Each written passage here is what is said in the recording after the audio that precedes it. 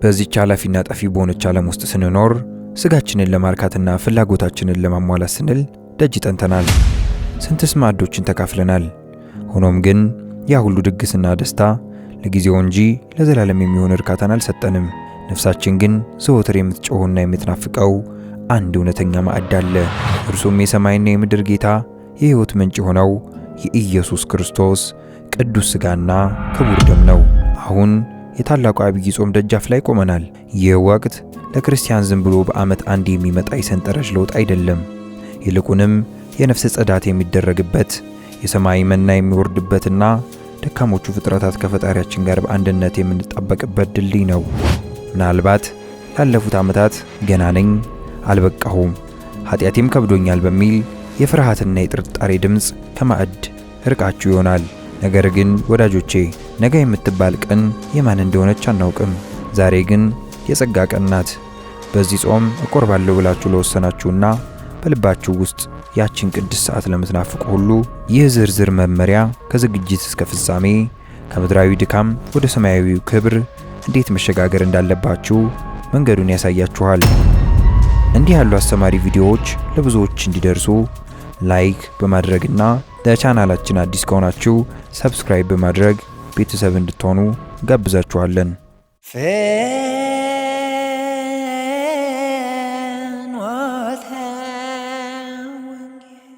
ክፍል 1 የልቦና ዝግጅት፣ የእምነትና የንስሐ መሰረት።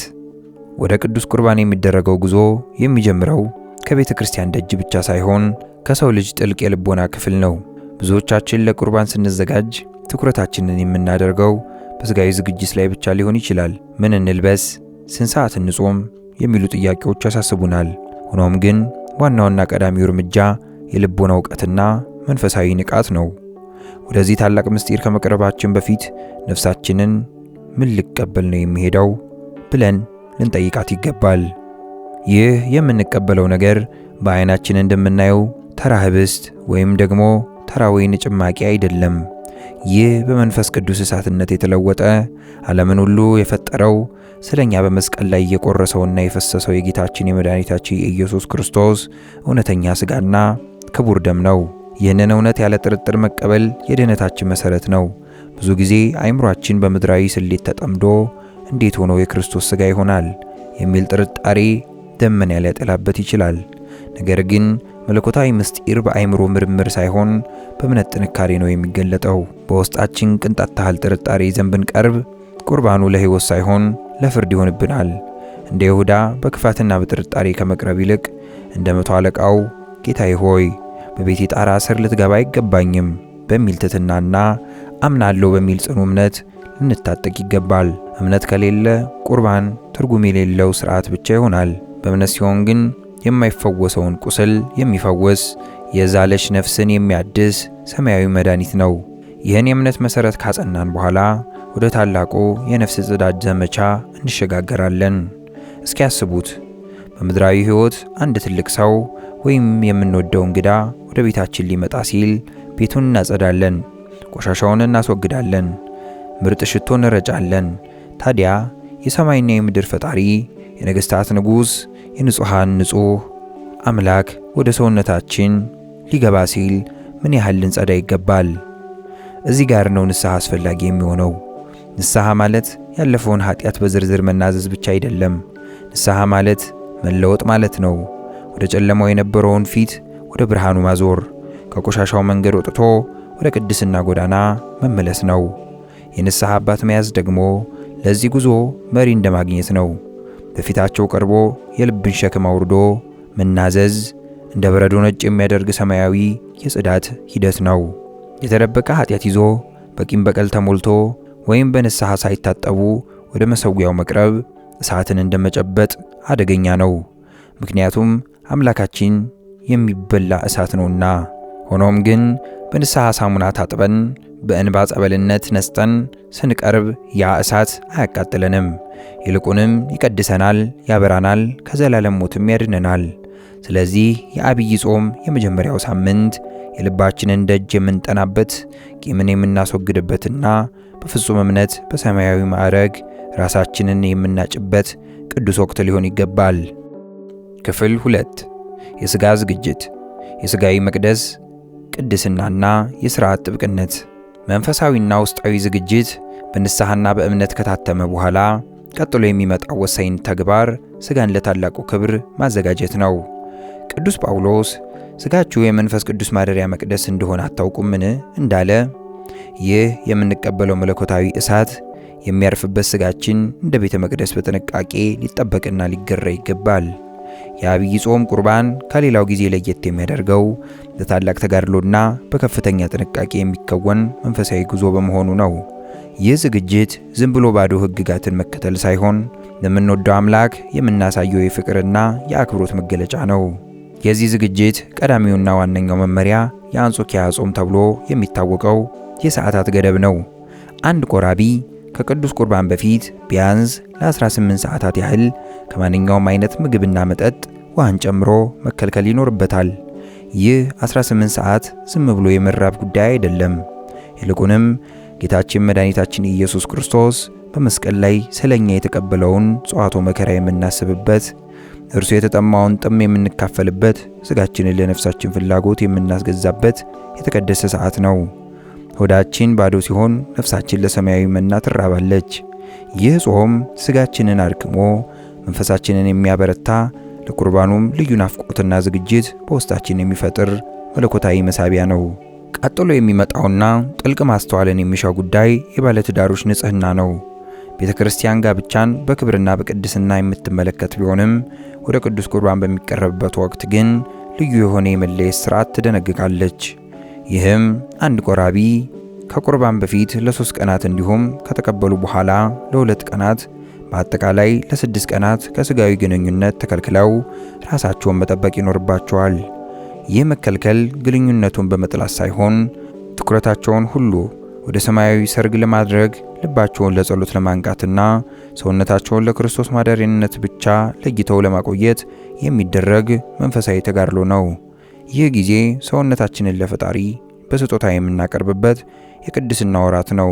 በመጨረሻም የአለባበሳችን ሁኔታ የውስጣዊ ዝግጅታችን መስታወት ነው። ወደ ምድራዊ ንጉሥ ግብዣ የሚጠራ ሰው ንጹሕና ምርጥ ልብሱን እንደሚመርጥ ሁሉ እኛም የክብር ባለቤት የሆነውን ጌታ ለመቀበል ስንነሳ ንጹሕና ነጭ ልብስን ልንለብስ ይገባል። ነጭ ልብስ በቤተ ክርስቲያን ሥርዓት የመላእክት ምሳሌ ነው። በመቃብሩ አጠገብ ትንሣኤውን ያበሰሩት መላእክት ነጭ እንደለበሱ ሁሉ እኛም ነፍሳችንን ትንሣኤ፣ ንጽሕና በነጭ ልብስ እንገልጣለን። በዚህ ዕለት ከማንኛውም አይነት ዓለማዊ ጌጣጌጥ፣ ከከንፈር ቀለምና ከፊት መኳኳያ ልንርቅ ይገባል። ምክንያቱም እግዚአብሔር የሚያየው ውጫዊውን ውበት ሳይሆን የልብን ትሕትና ነው። ራሳችንን በነጠላ ተከናንበን በትሕትና ተሸፍነን በፊታችን ላይ የንስሐና የደስታ ምልክት ታይቶብን ልንቀርብ ይገባል። ይህ ሁሉ ጥንቃቄ የሚያሳየው ለምንቀበለው ነገር ያለንን ታላቅ ግምትና ፍቅር ነው። ምክንያቱም የምንቀበለው የሕይወትን እንጀራ ነውና። ክፍል 3 በዕለተ ቅዳሴ የሰማያዊ ሥርዓትና የትሕትና ቆይታ። የቁርባን ዕለት ማለዳ ከሌሎች ማለዳዎች ሁሉ የተለየ ነው።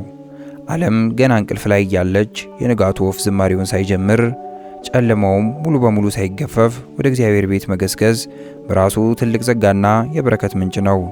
ይህ ሰዓት የሰማይ መና የሚዘጋጅበት፣ መላእክትና ደቂቀ አዳም በአንድነት የሚቆሙበት ቅዱስ ሰዓት ነው። ሆኖም ግን በአሁኑ ጊዜ ብዙዎች ዘንድ የሚታይ አንድ ልማድ አለ። ይህም ቅዳሴው ከተጀመረ በኋላ አልፎ ተርፎም ንባቡ ተጠናቆ ቅዳሴው አጋማሽ ላይ ሲደርስ ወይም ደግሞ ይባስ ብሎ እግዚአብሔር ከሁላችሁ ጋር ይሁን ከተባለ በኋላ የመምጣት ልማድ ነው። ይህ ፍጹም ስህተትና የነፍስን በረከት የሚያጎድል ተግባር ነው። ወደ አንድ ትልቅ ድግስ ጥሪ ተደርጎለት የቤቱ ደጃፍ ከተዘጋ በኋላ ቢመጡ ምን ይሰማዎታል? በቅዱስ ቁርባን ሰዓትም እንዲሁ ነው። ቆራቢ የሆነ ሰው ገና ቄጤማው ሳይጎዘጎዝ ካህኑ ጸልዩ በእንተ እለ ያበው ብለው የጸሎቱን ዝግጅት ሲጀምሩ አብሮ መገኘት አለበት። ቀድሞ መገኘት ማለት ከእግዚአብሔር ቀጠሮ ማክበር ብቻ ሳይሆን ልብን ከቅዳሴው ዜማና ጸሎት ጋር አዋህዶ ለታላቁ ምስጢር ማለስለስ ማለት ነው። ለሰማያዊ ሰርግ እንደዘገየውና ደጃፉ እንደተዘጋበት ሰነፍ እንዳንሆን ሰዓታችንን አክብረን በቤተ መቅደሱ መገኘት ይኖርብናል። አንዴ በቤተ ክርስቲያን ውስጥ ከቆምን በኋላ የልባችን የአካላችን ሁኔታ ሌላው ትኩረትን የሚሻ ጉዳይ ነው።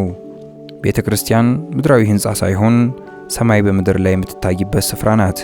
በቅዳሴው ሰዓት በዝምታ በተመስጦና በጸሎት መቆየት እንጂ ወዲያ ወዲህ ማለት፣ ከጎን ካለ ሰው ጋር በሹክሹክታ ማውራት ወይም በሐሳብ መንከራተት ፈጽሞ አይገባም። እያንዳንዱ የእንቅስቃሴ ቃል፣ እያንዳንዱ የዕጣን ጢስና የደወል ድምፅ ወደ ሰማይ የሚያሳርግ መሰላል ነውና ዓይናችንን ወደ መሠዊያው፣ ልባችንን ወደ ጌታችን ሰቅለን ራሳችንን በፊቱ አሳልፈን ልንቆም ይገባል። ጸሎተ ቅዳሴው ተጠናቆ ለቅዱስ ቁርባን ጥሪ በሚደረግበት ጊዜ ያ የመጨረሻው ጉዞ የሚከናወነው በሥርዓትና በሰማያዊ ቅደም ተከተል ነው። የእግዚአብሔር ቤት የሥርዓት ቤት ነውና ወደ ሕይወት ማዕድ የሚደረገው አቀራረብ በዕድሜ በንጽህናና በጾታ ተለይቶ መሆን አለበት። መጀመሪያ እንደ መላእክት ንጹሐን የሆኑ ዓለምንና ክፋትን የማያውቁት ሕፃናት ይቀድማሉ። እነርሱ የንጽህና ምልክቶች ናቸውና ወደ ጌታቸው ቀድመው ይቀርባሉ። ጥሎ ዓለምና ተድላዋን የናቁ ራሳቸውን ለእግዚአብሔር የለዩ መነኮሳትና ደናግላን ይከተላሉ። በመጨረሻም በሕግና በሥርዓት የጸኑ ሕጋውያን ምእመናን ይቀርባሉ። በታላቅ ሰዓት መገፋፋት ወይም ቀድሞ ለመድረስ መሽቀዳደም ክብረ በዓሉን ያቃልላል። ይልቁንም ጌታ ሆይ እኔ ደካማውና ኃጢአተኛው ለዚህ ክብር እንዴት አበቃኸኝ በሚል መንቀጥቀጥ በፍርሃትና በትሕትና በሰልፍ መቆም ያስፈልጋል። በሰልፍ ውስጥ ስንቆም የምናደርገው ጸሎትና የምናፈሰው የእምነት እንባ ከካህኑ እጅ የምንቀበለውን የጌታ ሥጋና ደም እንዲዋሃደንና መቀበላችን ለፍርድ ሳይሆን ለክብር እንዲሆንልን ያግዘናል። ያቺ ሰዓት የሞትና የሕይወት መለያያ ድንበር ናትና በታላቅ ጥንቃቄና በረድኤት ልንጠብቃት ይገባል። ክፍል 4 የመቀበል ቅጽበት፣ ቃል ኪዳኑ አሜን እና ሰማያዊው ውህደት። አሁን በሕይወቱ ውስጥ እጅግ አስገራሚው፣ አስፈሪውና ክብሩ ከፍ ያለ ሰዓት ደርሷል። ይህ ሰዓት ምድራዊ ሰዓት መሆኑ አብቅቶ ወደ ሰማያዊ የዘላለም ቅጽበት የተሸጋገሩበት ጊዜ ነው። በካህኑ እጅ ያለው ያ ሥጋና ደም ተራ ምግብ ሳይሆን የዓለምን ኃጢአት ጠቅልሎ የሚያስወግደው የእግዚአብሔር በግ ነው። መላእክት በፊቱ በፍርሃት የሚንቀጠቀጡለት፣ ሱራፌልና ኪሩቤል ፊታቸውን የሚሸፍኑለት የክብር ባለቤት በአፎት ሊቀበሉት በሰውነቶም ሊያሳድሩት ጥቂት እርምጃዎች ብቻ ቀርተውታል። ተራው ደርሶ ከካህኑ ፊት ሲቆሙ መላው ሰውነቶ ለፈጣሪው ያለውን ፍጹም አክብሮት ሊገልጽ ይገባል። ወንዶች ጥምጣማቸውን ወይም አክሊላቸውን፣ ሴቶች ደግሞ ክንብንባቸውን ወይም ሻርባቸውን ዝቅ አድርገው የራስ ክብር ለንጉሡ አሳልፎ የመስጠት ምልክት ማሳየት አለባቸው። እጆቹን በደረታችሁ ላይ በአፋዊ ወይም በመስቀል አምሳያ አጣምራችሁ መያዝ አለባችሁ። ይህ አቀማመጥ እኔ በመስቀሉ ለዳነው ጌታ የተገዛው ባሪያ ነኝ የሚል ራሳችሁን እንደ መስዋዕት የማቅረብ ምሳሌ ነው። በዚህ ቅጽበት ልቦ ከፍርሃትና ከደስታ የተነሳ ይመታ ይሆናል። ይህም ተገቢ ነው፣ ምክንያቱም ፍጥረት ከፈጣሪው ሊዋሃድ ሰከንዶች ብቻ ቀርተዋል። ካህኑ ቅዱስ ሥጋውን ሲያቀብሎ ሥጋ መለኮት ወይም የመለኮት ሥጋ ነው ብለው ሲቀበሉት ዝም ብለው አይቀበሉ። ያቺ ሰዓት የምስክርነት ሰዓት ናት። በአንድ ጊዜ አሜን በማለት ምላሽ ይስጡ። ዲያቆኑ ደግሞ ደሙን ሲያቀብሎት 2 ጊዜ አሜን ይበሉ። ይህ አሜን የሚለው ቃል ተራ የቃላት ድርደራ አይደለም። አሜን ማለት እውነት ነው፣ አምናለሁ፣ ይህ የጌታዬ ሥጋ ደም መሆኑን በነፍሴና በሥጋዬ መሰክራለሁ፣ ተቀብያለሁም ማለት ነው። ይህ በእርስዎና በፈጣሪው መካከል የሚፈረም የዘላለም የማይታጠፍ ቃል ኪዳን ፊርማ ነው። በዚህ ቃል አማካኝነት ከክርስቶስ ጋር አንድ ይሆናሉ። እርሱ በእርሶ እርሶም ደግሞ በእርሱ ይኖራሉ። አቀባበላችሁም ቢሆን እጅግ የረቀቀ ጥንቃቄን ይሻል። ቅዱስ ሥጋውንና ክቡር ደሙን ሲቀበሉ ጥርሳችሁን ፈጽሞ እንዳይነካው ተጠንቀቁ። እንደ ምድራዊ ምግብ አይታኘክም። ይልቁንም በምላሳችሁ ረጋ አድርጋችሁ በመያዝ በታላቅ ጥንቃቄ ወደ ውስጥ መዋጥ ይገባል። ይህን የምናደርገው በጥርሳችን መሃል ቅንጣት ሥጋ እንዳይቀርና ለውርደት እንዳይደረገን ለመጠበቅ ነው። ቅዱስ ሥጋውና ክቡር ደሙ በሰውነቱ ውስጥ ሲዋሃድ ያ መለኮታዊ እሳት በውስጡ መንደድ ይጀምራል። ያቺ ሰዓት ሰማይና ምድር በሰውነቱ ውስጥ የሚገናኙባት፣ የሰውነቱ መቅደስነት የሚታተምባት እና ነፍሶ የዘላለም ሕይወት ዋስትናን የምታገኝበት ታላቅ ቅጽበት ናት። ከዚህ በኋላ እርሶ የቀድሞ ሰው አይደሉም። ክርስቶስን የተሸከሙ ክርስቶፎሮስ ወይም የክርስቶስ ማደሪያ ነዎት። ስለዚህ ያችን ሰዓት በፍጹም እርካታ በእንባና በምስጋና ሆነው ሊያሳልፉት ይገባል። ክፍል 5 ድኅረ ቁርባን ያደረብንን ጸጋ የመጠበቅ ጥበብና ሥርዓት። ብዙዎቻችን ቅዱስ ቁርባን ተቀብለን ከመሠዊያው ስንወርድ ሁሉም ነገር የተፈጸመና ያበቃ ይመስለናል። ነገር ግን እውነታው ከዚህ ተገላቢጦሽ ነው። እውነተኛው መንፈሳዊ ተጋድሎና ጥንቃቄ የሚጀምረው ልክ ቁርባን እንደተቀበልን ነው። አሁን እርሶ ተራ ሰው አይደሉም። የሰማይና የምድር ጌታን በውስጡ የተሸከሙ የእግዚአብሔር ማደሪያ ነዎት። ይህን ታላቅ ክቡር እንግዳ በውስጡ ይዘው ወደ ዓለም ሲመለሱ ጸጋውን እንዳያጡና ክብሩን እንዳያጎርሉ የሚደረግ ጥብቅ ሥርዓት አለ። ልክ ቁርባን እንደተቀበሉ ቀዳሚው ተግባር ማየ ቁርባን ወይም አፍ ማደፊያ ጸበል መጠጣት ነው። ይህ ሥርዓት ጥልቅ የሆነ የጥንቃቄ ምስጢር አለው። ይህም በጥርሳችን መሃል ወይም በምላሳችን ላይ የቀረ ቅንጣት ቅዱስ ሥጋ ወይም ጠብታ ክቡር ደም ካለች በጸበሉ አማካኝነት ታጥቦ ወደ ውስጥ እንዲወርድ ለማድረግ ነው። ይህ ካልሆነ በንግግር ወቅት ሳናስበው መለኮታዊው ሥጋና ደም መሬት ላይ ወድቆ ኃጢአትም እንዳይሆንብን ለመጠበቅ ነው። ይህ ጸበል የጥንቃቄያችን መጀመሪያና የጸጋው ማኅተም ነው። በዚህ ዕለት ማለትም በቆረበበት ቀን የሚከለከሉትና ልዩ ትኩረት የሚሹት መንፈሳዊ ሕግጋት አሉ። የመጀመሪያው ስግደት አይሰገድም። በሌላው ጊዜ ለአምላካችን የምንሰግደው እርሱ በዙፋኑ እኛ በምድር ሆነን ነው። በቆረብንበት ዕለት ግን የነገሥታት ንጉሥ በውስጣችን አለ። ሰውነታችን ራሱ የክብር ዙፋን ሆኗል። ስለዚህ ንጉሡ በውስጣችን እያለ አንዋረድም፣ ይልቁንም ያደረብንን ክብር እናስባለን። ሁለተኛ ጥፍር መቁረጥና ደም መፍሰስ። በዚህ ዕለት ጥፍር መቁረጥ ወይም ደም ከሰውነት እንዲወጣ ማድረግ ማለትም እንደ ጥርስ መንቀል ወይም መርፌ መወጋት አይገባም። ምክንያቱም የሰውነታችን ክፍል የሆነው ሁሉ በክርስቶስ ደም የተቀደሰና የከበረ ሆኗልና ያን ክብር ልንጠብቀው ይገባል። ሶስተኛ ድካምና ረጅም መንገድ። ሰውነታችን የከበረ እንግዳ ተሸክሟልና ለከባድ ድካምና ለረጅም መንገድ ጉዞ ራሳችንን አናጋልጥም። ይልቁንም በዝምታና በጸሎት ያደረብንን ጸጋ እያሰላሰል መዋል ይኖርብናል። ምግብና መጠጥ በተመለከተ ደግሞ ሌላው ታላቅ ጥንቃቄ ያስፈልጋል። ቁርባን የተቀበለ ሰው ጾሜን ፈታው በሚል ስሜት ሆዱን እስኪያጨናንቅ ድረስ መብላትና መጠጣት የለበትም። ከመጠን በላይ መብላትና መጠጣት መንፈሳዊ ንቃታችንን ያዳክማል፣ በሰውነታችን ያለውንም መለኮታዊ ብርሃን ይጋርደዋል። ይልቁንም በጨዋነትና በልክ በመመገብ ነፍሳችን በረከቱን እንድታጣጥመው እድል መስጠት አለብን። በመጨረሻም በህብረተሰባችን ውስጥ ለዘመናት የኖረ ብዙዎችን የሚያሳስት አንድ የተሳሳተ አመለካከት አለ። ይህም የቆረበ ሰው ሰላምታ አይሰጥም፣ ከሰው ጋር አይቀላቀልም ወይም አብሮ አይበላም የሚል ነው። ወዳጆቼ ይህ ፍጹም ስህተት ነው። ቅዱስ ቁርባን እኮ የፍቅር ማዕድ ነው። ከክርስቶስ ጋር አንድ የሆነ ሰው እንዲህ ፍቅርን ይነፍጋል። የቆረበ ሰው ይበልጥ የፍቅር፣ የትህትና፣ የሰላም ሰው ሊሆን ይገባል። ከሰው ጋር ሰላምታ መለዋወጥ፣ የታመሙትን መጠየቅና በፍቅር አብሮ መብላት አይከለከልም። ዋናው ነገር በምንነጋገረው ንግግር ኃጢአት እንዳንሰራ፣ በምናደርገው እንቅስቃሴ ክብሩን እንዳናቃልል መጠንቀቅ እንጂ ከሰው መለየት አይደለም። ቁርባን ለብቻ መሆን ሳይሆን ከእግዚአብሔርና ከሰው ጋር በፍቅር አንድ መሆን ነው።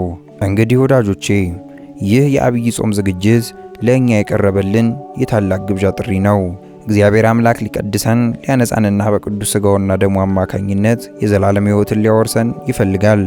ይህ መመሪያ የቀረበው ለማስፈራራት ሳይሆን መንገዱን አመሻሽቶ በክብር እንድንቀርብ ለመርዳት ነው። በዚህ ጾም ውስጥ የንስሐ አባት ያዙ፣ ልባችሁን መርምሩ፣ ሥጋችሁን አስገዙ። እኔ አይገባኝም የሚለው ሰይጣናዊ ትሕትና ወደ ጎን ትታችሁ አባቴ ሆይ አንጻኝና ልቀበልህ በማለት ወደ ማዕዱ ቅረቡ። እግዚአብሔር ለሁላችንም የንስሐ የቅድስና የፍቅር ዘመን ያድርግልን። በዚህ ጾም ሁላችንም የሕይወት ማዕድን ተካፍለን ከሞት ወደ ሕይወት የምንሸጋገርበት ይሁንልን። መልካም የአብይ ጾም